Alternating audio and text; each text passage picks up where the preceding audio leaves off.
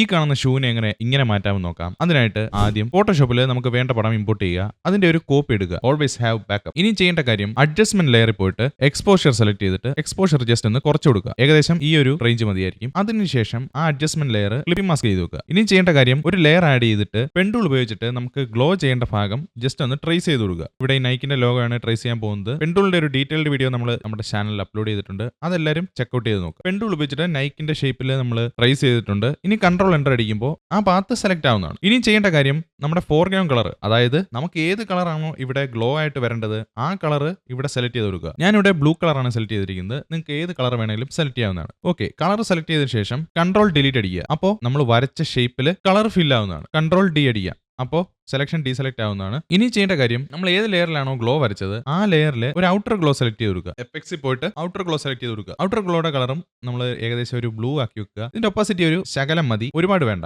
Adjustment layer വന്നിട്ട് ഒരു solid colour select ചെയ്ത് കൊടുക്കുക. സോളിഡ് കളറിന്റെ ലെയറും നമ്മൾ നേരത്തെ സെലക്ട് ചെയ്ത കളറും സെയിം ആയിരിക്കണം. അതിനുശേഷം അതിന്റെ ലെയർ മാസ്ക് ക്ലിക്ക് ചെയ്തിട്ട് കൺട്രോൾ ഐ അടിക്കുക. അപ്പോൾ ഇൻവേർട്ട് സെലക്ഷൻ ആവും. ഇനി ചെയ്യേണ്ട കാര്യം ബ്രഷ് ടൂൾ എടുത്തിട്ട് ജസ്റ്റ് ഒന്ന് പെയിന്റ് ചെയ്ത് കൊടുക്കുക അതിന്റെ പുറത്തോടെ. നമ്മുടെ പരിപാടികൾ കഴിഞ്ഞിട്ടില്ല. ഇതൊരു പ്ലെയിൻ ലുക്ക് ആയിട്ടാണ്. ഒരു റിയലിസ്റ്റിക് ലുക്ക് വരാൻ വേണ്ടി നമുക്ക് കുറച്ചുകൂടെ ഡെപ്ത് കൊടുക്കാൻ വേണ്ടി ഒരു കാര്യം ചെയ്യാം.